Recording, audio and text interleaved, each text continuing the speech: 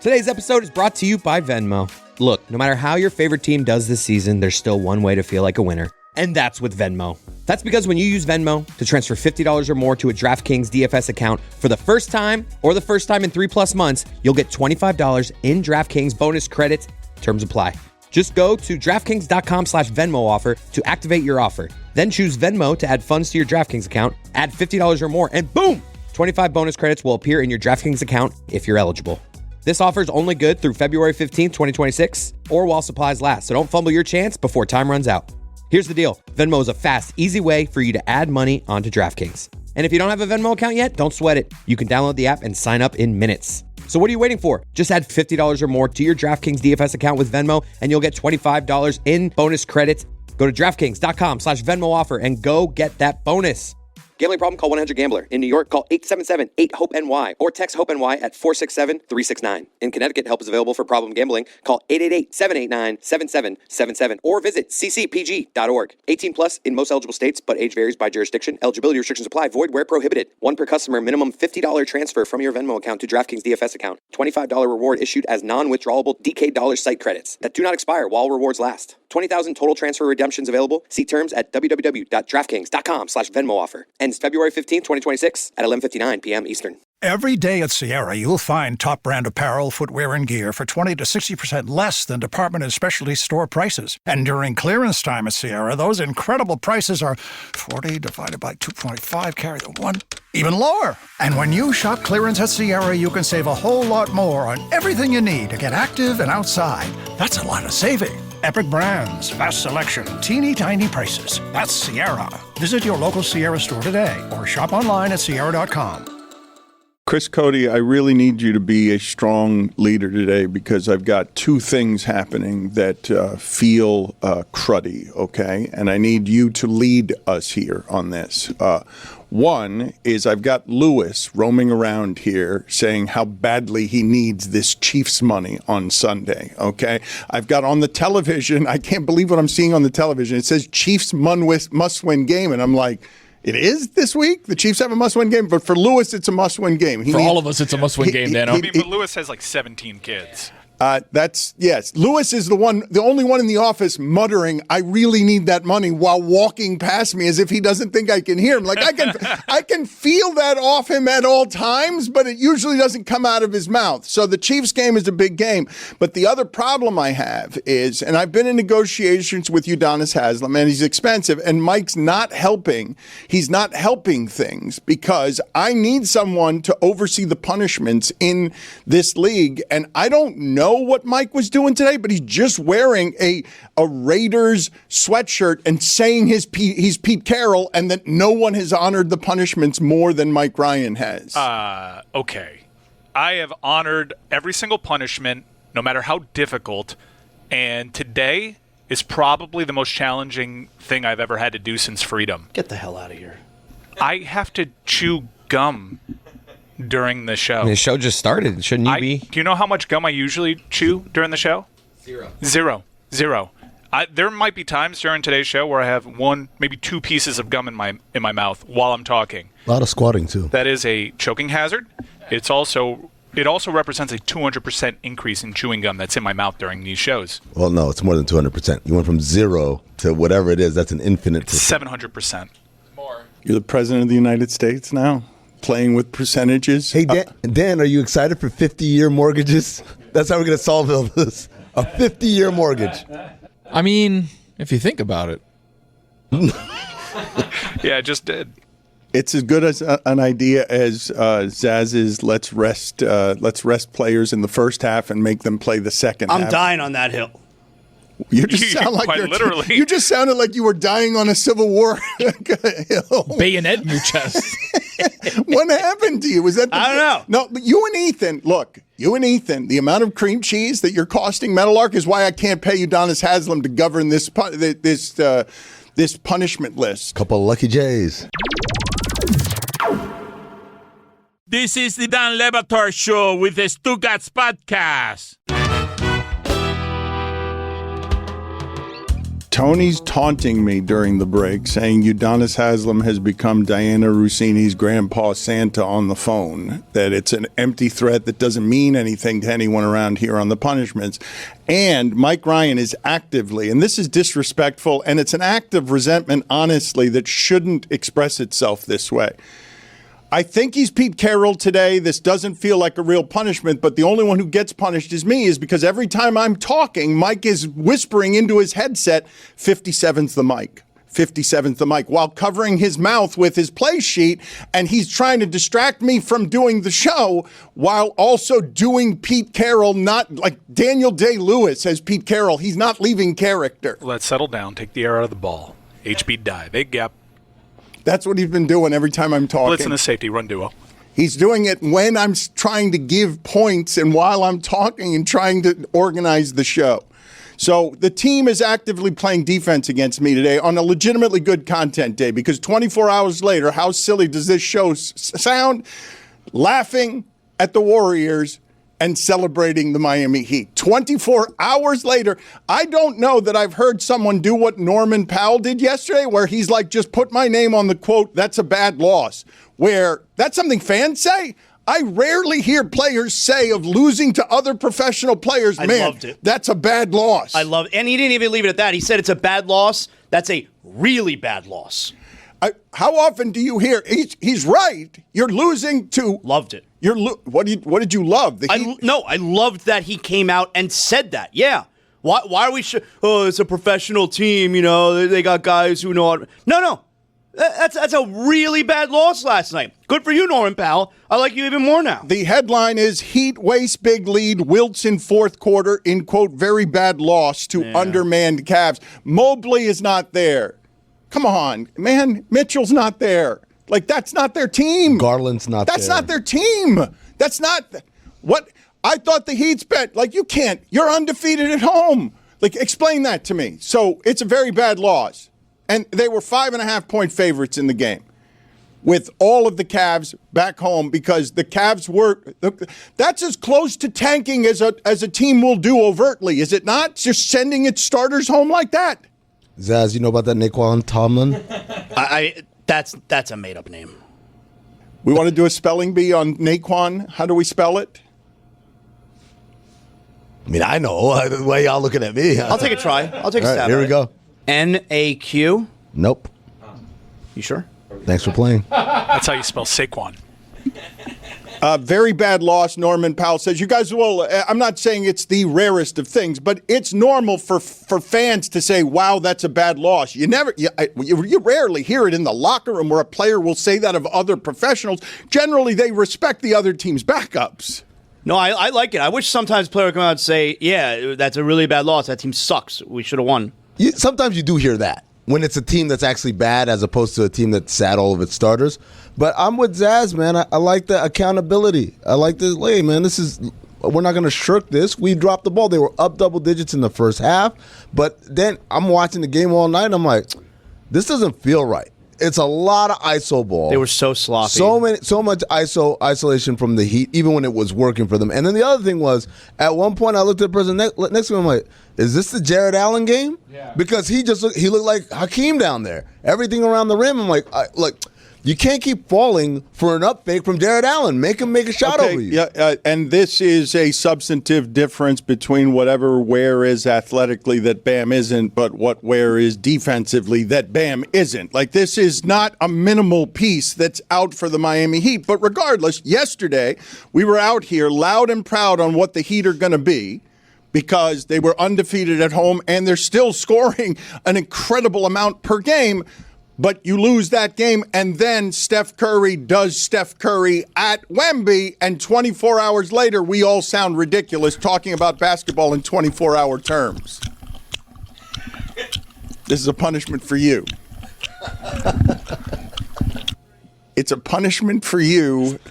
You got to raise it. You're like Steve Spagnuolo. You don't know, you're holding the sheet down here. It's got to be in What front is of the your face. punishment? That you're chewing gum during the show, or that you're doing the Pete Carroll? Which is the what? Okay, the punishment is Pete Carroll. Yeah, and the gum is part of being Pete Carroll. 200% more gum. I have to spend an hour in the bathroom putting on makeup with my wife to get my costume ready. You throw on a Raiders jersey and a headset and throw some gum in your mouth. QZ. And I ate 70 nuggets. Well, I've learned, and I also took a gummy before the show, just to emotionally prepare for how difficult. And the makeup stuff at Culpa Tuya.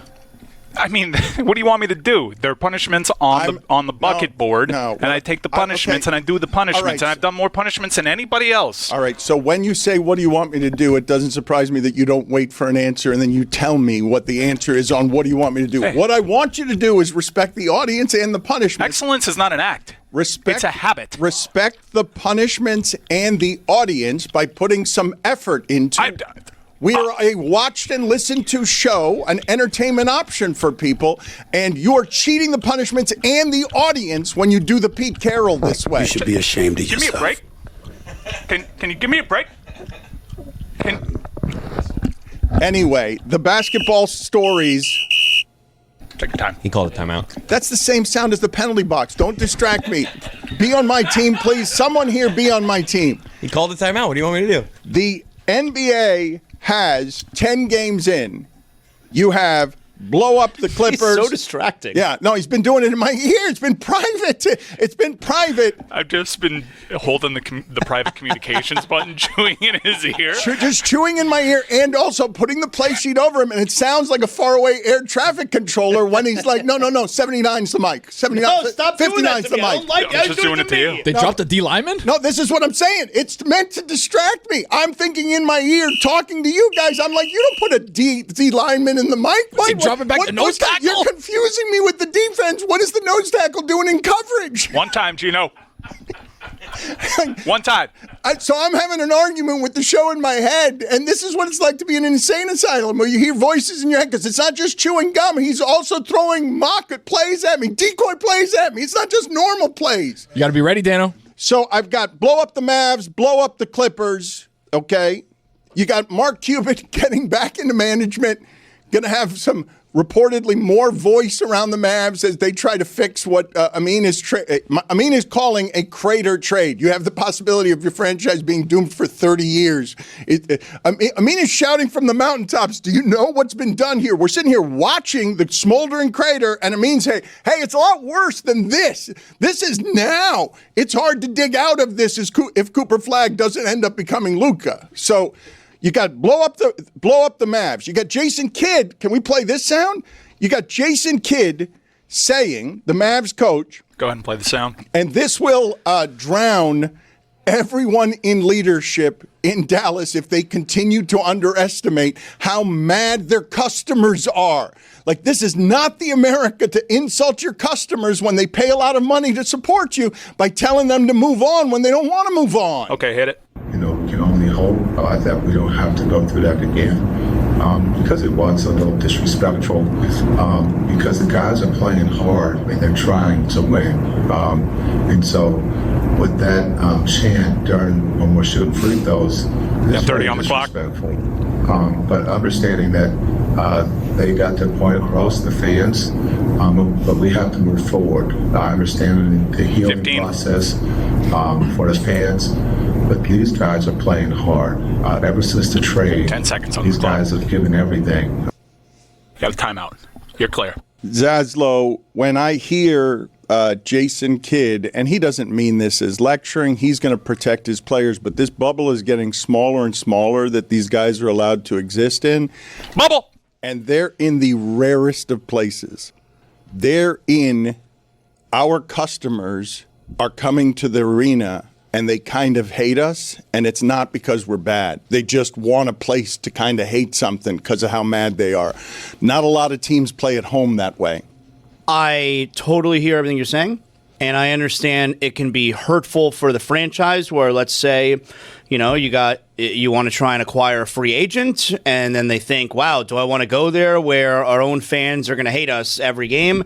That's certainly not going to help acquire players. But I don't feel like being lectured by Jason Kidd if I'm a Mavericks fan who had my heart ripped out, and now because we got our point across, it's time to move on. Like, there's going to be a time when Jason Kidd is no longer the coach of the Mavericks, and that's, I'm not saying like he's going to get fired anytime soon. That's every coach in the league. There's going to be a time where he is no longer the coach of the Mavericks, and guess how little he's going to care about the Mavericks on a day-to-day basis. He's not going to. But all of those fans who are in the building who have yet to move on, they care about that team for the rest of their lives.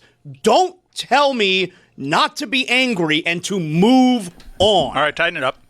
When you say ripped out the hearts of your customers, I do think that one of the things that you guys just have to, especially if you have kids, that you just have to imagine. Just imagine explaining to your kid who's wearing the Luka jersey why your team did what it did. And that's his generation of fandom that's beginning, or hers, that's beginning right there. I mean, your thoughts on what is happening there? These people have the risk of being swallowed by continuing to underestimate the damage they've done. Well, I think, first of all, I got to disagree with Zaz.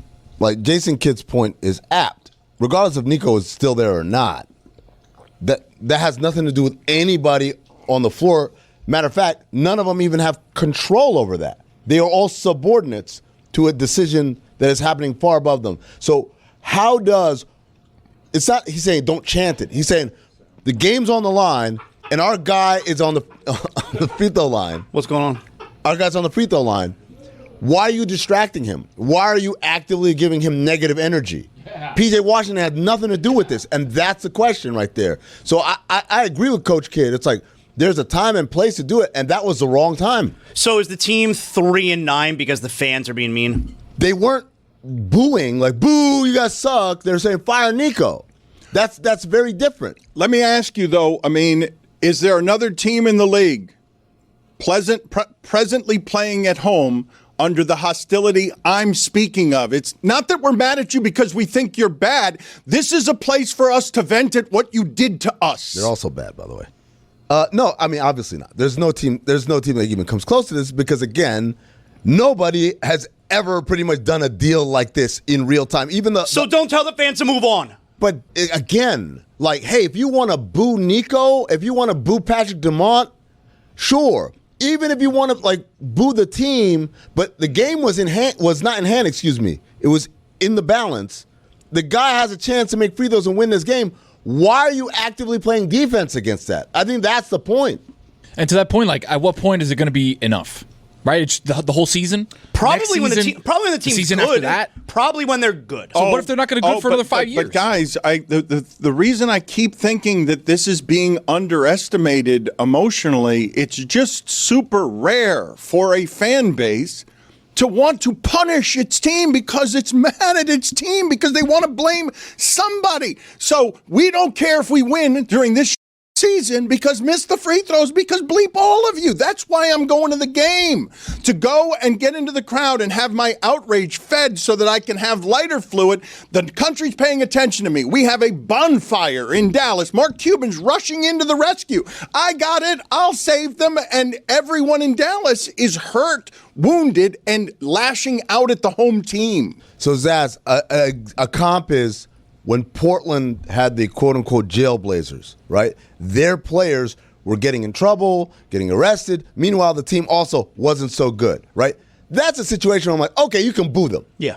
You boo them because they are responsible. They are the ones who are doing this stuff. PJ Washington, Cooper Flag, these guys have nothing to do with the workings of a higher up. PJ Washington, you think PJ Washington like, yeah, trade Luka. I'd love to get him out of here. Those guys, of course they want to play with Luka. Of course they'd love to have him. So you're telling me when PJ Washington's on the free throw line, a professional basketball player who plays half his games on the road, where the entire crowd is chanting and yelling and booing and wanting you to miss free throws. The crowd chanting "Fire Nico" is so disrespectful and distracting for him. He can't make free throws, even when he knows it's coming. It is jarring. He doesn't know it's coming in that moment. You're at home. They're doing the whole game. 12th man. You're at home, and again, you're at home, and this isn't third quarter free throws. This is crunch time free throws. And you're like, wait, do they want us to lose? What's happening here? That is a jarring experience that I don't think most NBA players would expect in that scenario. Do you think Jason Kidd really thinks that part of the reason that they're not playing well is because the crowd is chanting. They're 3-9. No, I just think it's like, hey, we're already having a hard enough time. We've got all these injuries, whatever. It doesn't help to have, fans doing this. It definitely doesn't help, but stop telling fans what to do when they're the ones who are the victims, the fans. But so Zaz, they are not helping in this regard, right? I don't know how many people listening to this believe in any kind of energy stuff, okay? Zaz, this is the analogy I'll give you. If Dan Le Batard did something to upset me, would it be okay for me to slap Mike? Whoa. Well, Mike, you're all part of the team. I mean, I'm going to slap Mike, right? Like that. It doesn't make sense. Yeah, Percy Harvin choking out players in the locker room. You won a Super Bowl. It happens. Ethan's dog? When we're talking about energy as it relates, I mean, honestly, it's not bad enough he's trying to distract me. You go in with Ethan's dog as the joke, knowing you're going to annoy me. Knowing you're going to annoy me because you're going so inside on a joke for 6 people. It's not enough that Mike's doing this. When I talk about energy stuff, Zaz, I'm not talking about spiritual stuff, okay? I'm talking about everyone listening to this believes what I'm about to say. Home field advantage is a thing because the energy of the crowd matters, because the crowd gets into the game and supports its home team. That support is worth something. You're going to tell me the opposite of that does not affect players trying to be professionals at the center of that crater? Like, you can argue it if you want, but if they're playing in a place that's a misery energetically, where their own fans are not there for support, holy shit, that's not an atmosphere I'm used to seeing basketball teams play at home in. Right, Dan. I think the important distinction is home energy, positive is what we believe. Road energy, negative. We also expect that. Reggie Miller, LeBron James, all these players are like, oh, I love it when they start booing, right? It fuels me. The thing that I don't think any professional athlete in any sport is prepared for is home crowd negative energy. I think what we could all agree on, though, because what you're saying is fine and it obviously makes sense. But I think what we could all agree on is this is as unique a situation we have ever seen. And in this unique situation, there's one person who is the victim here, and it's the fans. And I don't want the players or the coaches, who are the ones getting paid, when the fans who are showing up and apparently being disrespectful to you are still the ones paying to see you. I don't want the fan being told what to do. Okay, but the next step on that, you're correct, right? I think most people listening to this would say, yeah, the fans paying customer, don't tell me how to care. I care. I pay for everything. And they're doing it because they care. My care pays for everything here. But when I'm describing the following to you, Jason Kidd is saying from at the bottom of this thing, ostensibly they all care about, hey guys, that's not helping. I need those free throws at the end to get all of this out of my building. I'm under the avalanche too. I work here. It hurts me too. Please stop doing that so that when my guys are taking free throws at home, not whether it affects them or not, we don't have the energy of that's not support. Our customers are not with us. Like, if you guys believe that this is an emotional relationship between fans and their businesses, and that it's the emotions business, this is a betrayal of that. To have inside of your building the energy of the home team doesn't want you to win, doesn't want to help you. The home team is there to blame you and making it worse. It makes the entire relationship deeply emotionally dysfunctional. The home fan is not there rooting against his or her team. All right, we're stuck here. Got to move on. You know, people keep asking me about my 2026 resolutions, and yeah, I got the usual stuff. You know, watch more games, complain about the power play, and pretend like my team's actually going to stay healthy. But this year, the one at the top of my list is simple. Get comfy. That's where Bombers comes in. They bring serious comfort to my everyday essentials. Bombers just dropped their all-new sports socks, engineered for running, golf, hiking, skiing, snowboarding, basically whatever you're pretending you're about to be really into. And I'm trying to stay active this year by playing hockey. I need these socks. It has cushioning where you need it, it's sweat wicking, solid support, no distractions, just comfort. And for the everyday stuff, Bombers footwear has you covered. Sunday slippers for staying in, Friday sandals for quick errands, and the new Saturday suede slip-ons for when you want comfort but still need to leave the house. Premium everyday go-tos I don't really think about, which is kind of the point. And for every item you buy, Bombas donates one to someone facing housing insecurity. One bought, one donated. Over 150 million items so far. Head over to bombas.com/DKN and use code DKN for 20% off your first purchase. That's bombas.com/DKN, code DKN at checkout. One of my big goals for 2026 is just less money stress. How about that? I've got a kid now, and I want to start a real travel fund, knock down some debt, and not feel like every surprise expense is a mini heart attack, which I've had about 11 now since the holidays. Managing your money doesn't have to be a struggle this year. Monarch is the all-in-one personal finance tool designed to make your life easier.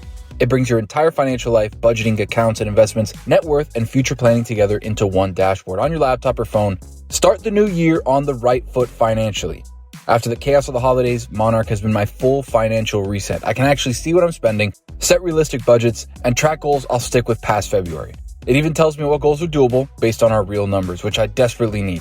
The weekly recaps alone keep me honest, even when I'm sleep deprived like the last 3 days. The baby has been absolutely insane, but Monarch helps me know that I'm financially okay.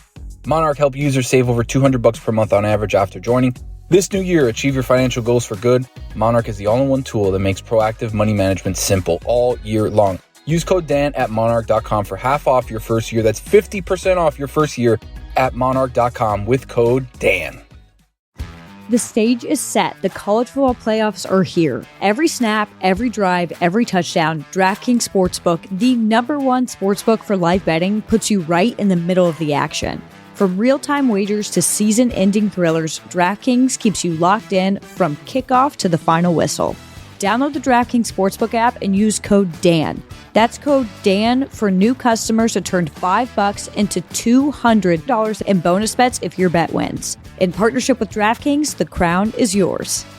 Gambling problem? Call 1-800-GAMBLER. In New York, call 877-8-HOPE-NY or text HOPE-NY 467-369. In Connecticut, help is available for problem gambling. Call 888-789-7777 or visit ccpg.org. Please play responsibly. On behalf of Boot Hill Casino and Resort in Kansas, pass-through of per-wager tax may apply in Illinois. 21 and over. Age and eligibility varies by jurisdiction. Void in Ontario. Restrictions apply. Bet must win to receive bonus bets which expire in 7 days. Minimum odds required. For additional terms and responsible gaming resources, see dkng.co/audio. Limited time offer. Dan Le Batard. I win in the margins. I'm like You're Moneyball of sex? I'm basically Scott Hatteberg. A lot of Stugotz. A lot of walks, but I'm on base.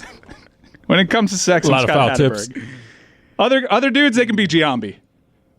You know your role, you play well? I know my role. This is the Dan Le Batard Show with the Stugotz.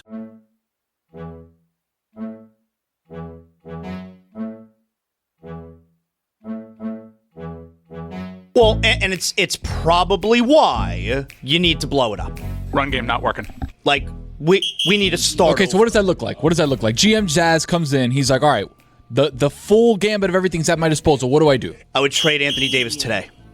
That's not getting very much hurt. That you're basically trading Luka for nothing. You send Anthony Davis away, you're not going to get very much. So this is a really important conversation because at the same time, the Clippers are dealing with their own issues. Bradley Beal is out for the year with a hip injury. There we go. They're horrible. Kawhi's been out, right? And so we were talking who needs to blow it up more.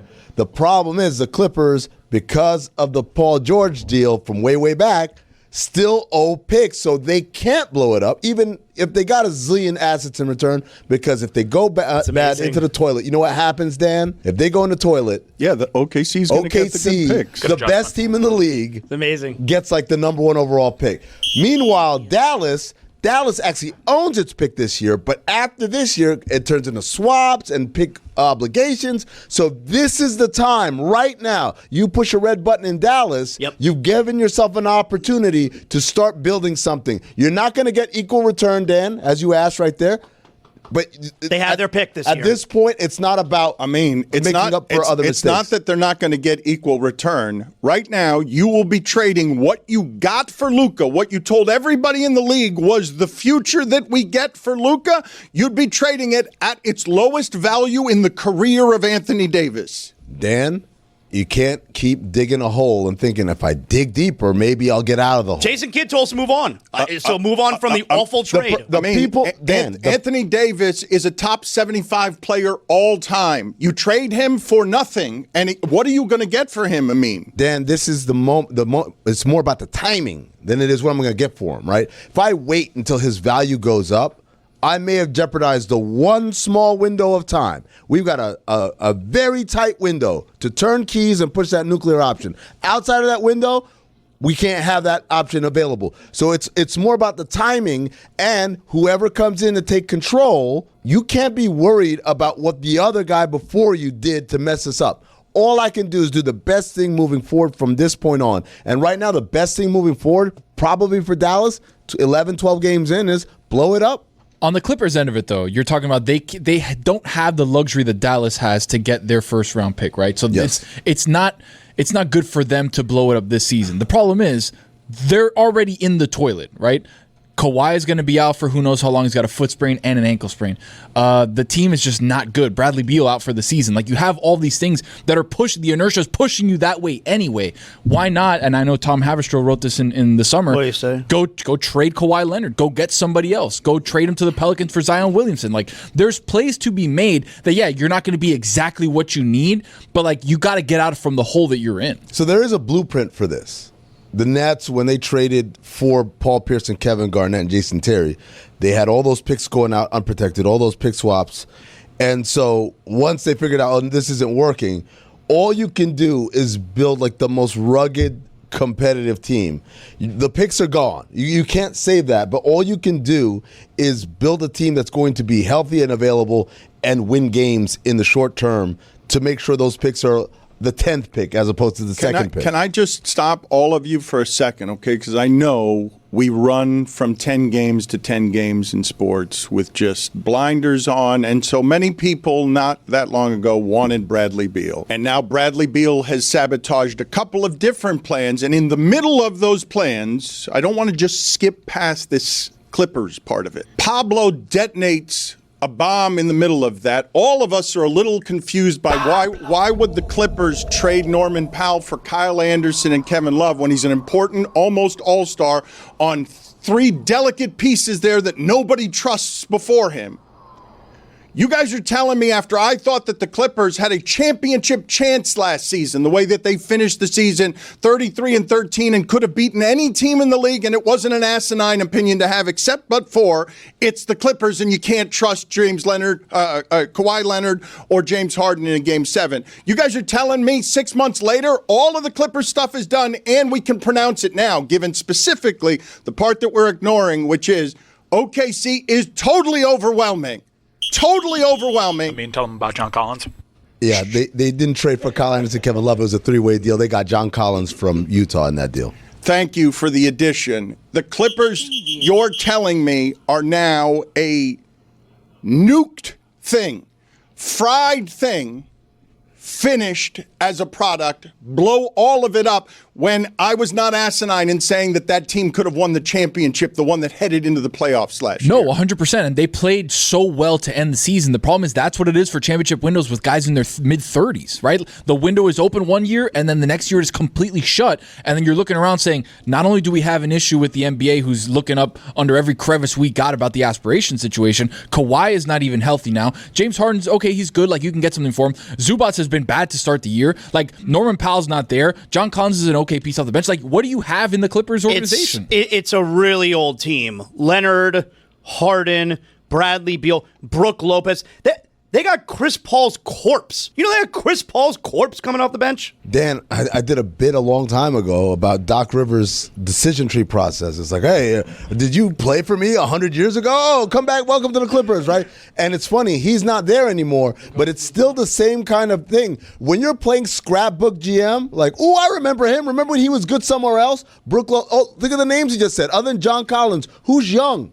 Who's somewhere close to their prime? They're playing off of memories. And yes, those guys are all still very good basketball players. But the other part of this, Dan, is when you go and get old guy after old guy after old guy, you're saying, oh, by the way, Father Time ain't going to come around here with a sprained ankle or a broken hip. But do you guys realize what you're saying? If you guys are right, if you guys are accurate in saying demolish everything with the Clippers. When I pair it to what OKC is doing at the start of this season and after last season, we're over here talking about this Luka trade again and again and again, and this other one's going to go down as one of the worst we've ever seen in the history of sports because you've just given so much fuel to OKC that when you're bad this year and it blows up on Steve Ballmer's face, you've got the legitimate possibility. I think there are worse teams in the league, but if it's really bad with the Clippers this year, then you're going to be giving the number 1 overall pick to a team that already has 2 key pieces out and has lost 1 time this season. Dan Le Batard. If Daniel Day-Lewis did it, you'd be jerking off all over yourself. Oh, come on. Yeah, I would be. Aggressive description. I mean, what is it? What is that? I'm just saying. No, you know what? That's you're me. just saying what? That's me. That was Daniel something Day-Lewis brewing does from something. yesterday, yeah. I see that photo of Daniel Day-Lewis looking like Lincoln before he's about to start filming Lincoln. And you know what I do, Amin? Stugotz. I jerk off all over myself. That's what I do. Lincoln, who you outed the other day? Don't make this a rejoin. This is the Dan Le Batard Show with the Stugotz. By the way, another team we haven't talked about at all, but is in a similar situation, the New Orleans Pelicans, because their pick is going to Atlanta. And they're awful this year. Good job by Joe Dumars. Zion's still fat, and well, no, he's not still fat, but he's still not healthy, right?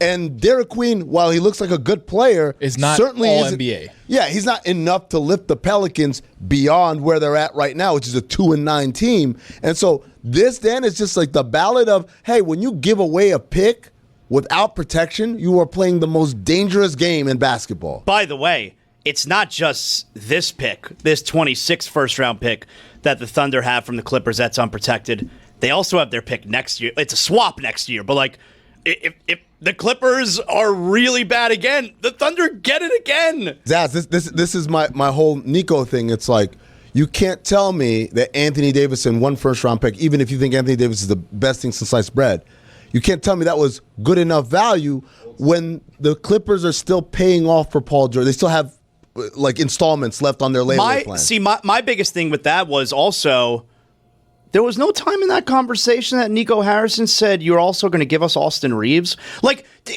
Rob Pelinka, who had this gift fall on his doorstep, you think he's not acquiring Luka Doncic because he won't hand over Austin Reeves?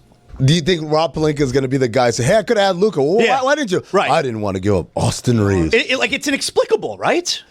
But this goes back to kind of what I talked about yesterday when I read the quote from Jeremiah Engelman, who used to work in the front office. When you surround yourself over the course of years, not just in that window of time, but over the course of years, with people who don't tell you the realness, who don't provide critical feedback that is opposite of whatever your impulse is. I used to say, when I worked in the front office, people always ask me, oh, what did you do? Did you make trades? Did you draft people? Like, no, I'm not the GM. I don't do that. My job was to provide enough critical evidence to the contrary of whatever you wanted to do. Probably a little too much, Well, I'm just saying.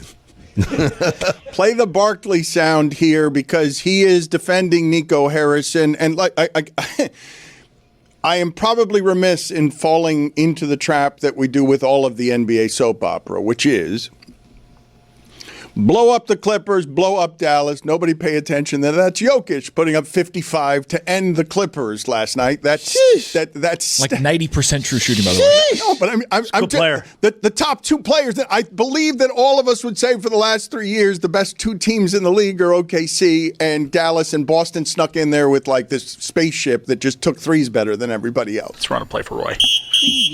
Well, the Panthers play tonight against the Washington Capitals. That's my play right there, Mike. Thank you. Gadget guy. Kind of like Taysom Hill. Audible artist. We are good idea. Thank you. You've thrown the quarterback. All right, let's not go back to him. It was just a terrible play call. I don't understand why on 3rd and 11 you made me breaker. spike the ball when there were no clock issues Gotta break some going on. tendencies. Now you got to go for it on 4th down. I know, but it's 4th and 11. Let's not and give it to Marshawn. I don't trust my coach because he just told me to spike it, and we weren't even dealing with a clock situation. I don't understand why he made me throw the ball at Taking it out of the Roy. playbook. All right. Dan. We're paying attention to the wrong things. Okay, so let's pay attention to the right things. If I ask you, what do you think Nikola Jokic is shooting from the field this season? It's crazy. Don't say 100%. Oh, what are you doing? He knows how to play this game. Yeah, I mean, every time I look up, 14%. he's at least his bad games are he went 9 for 10. So give me a number. You give me a number. Okay, I'll say 58%. He's shooting 68% from the field. It's insane. That would be better than anyone ever, right? He's shooting 42% from three. He's shooting 78% on non-3-point shots. So he's taking about 12 of those shots a game inside the 3-point line and shooting 78%. That one has to be a record, right? Well, no, but shooting, if you shot 68% for a season, DeAndre Jordan had a year where he shot like 75%. Okay, but I'm talking about somebody who but still 78% Jokic twos is better than DeAndre Jordan. But shooting 78% from twos is ridiculous, but having an efficiency from all of the floor of 68%, there's nobody.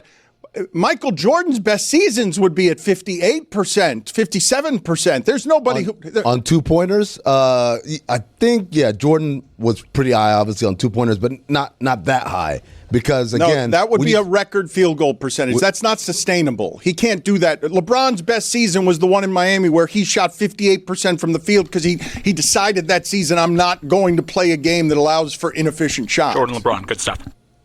Wilt in the 71-72 season shot 72% from the field. Okay, all right, but we know what that is. That's not shooting. That's a lot of dunking and being bigger than everyone else. Yeah, but I think that's the best comparison, no? John Moran trade. Well, the only reason it's not the best comparison is because Jokic is shooting what he is from three. Wilt Chamberlain never took a three. Wilt Chamberlain would never shoot from anywhere. That's the air conversation. Put that in. The thing that I am just saying, Amin, is we will not stop talking about Jalen Brunson limped off the court. We will not stop talking about the daily soap operas of what's happening in Dallas. We will not stop talking about Steph and LeBron. But the best teams are not the best stories. And so Denver and OKC and all of that excellence will turn to ashes around all the other, correct? That during the regular season, there is nothing OKC can do.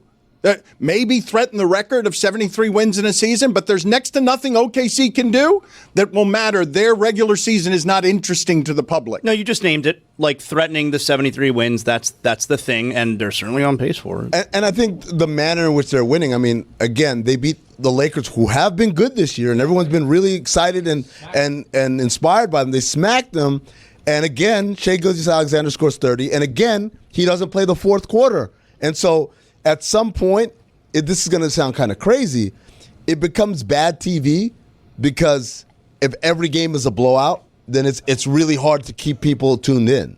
All right, we got 2 minutes here. 2-minute warm. The part that I find most interesting is storylines. Gotta go quick. Bang against excellence. Quick. Boston snuck in there for a year and took the... You need me to talk fast? We got to go, Dan. Tempo. Offense. Roy, what should I do? Audible out this play. Yeah. Don't go to Roy. We don't have an audible. It's Don't go to Roy. offense. Don't go to Roy. OKC is not going to be talked about this season, and they're going to be better than everybody again. They're winning by 30. They're not like they had the 2 overtime games at the beginning of the season, but they're dragging everybody. How did they lose that one game to Portland? They didn't have anybody play. No, they played. They played their guys. What happened in Portland was they played against a Portland team they were playing on a back-to-back. Danny Avdia. Oklahoma City was. Oh, wow. No one rested? Nobody rested. Wow. And they lost Crazy. that game. Did you just make that up? Did you from that seat just make up that nobody played in that game? Who I didn't say it. Tony did. Mike did. Tony just pointed at Mike. I didn't say it. What are you talking about? Thought we could trust Roy in that situation. Really thought we could.